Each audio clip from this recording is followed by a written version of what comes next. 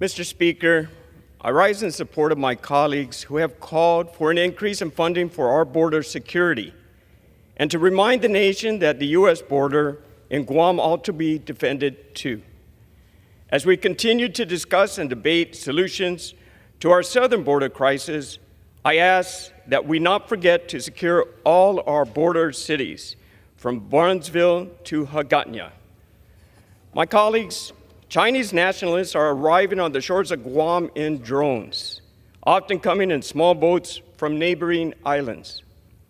Among the many honest people looking to flee tyranny and find sanctuary on American soil, it is known fact that spies have exploited this insecure border. Security forces at Andersen Air Force Base have told me on numerous occasions that they have apprehended such intruders. Citing our low terror threat, the Department of Homeland Security currently designates less than 1% of Homeland Security grant fundings to Guam. The Department of Homeland Security assessment of the situation ignores the reality and its red flags for national security.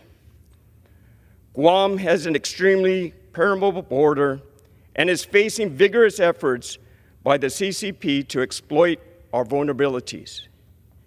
With resources on a scale of a municipality, Guam must contend with a border crisis caused by the Chinese state.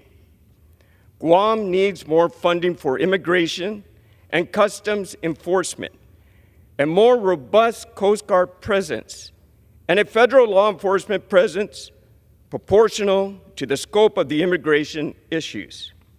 Transnational crime and military intelligence vulnerabilities on my island.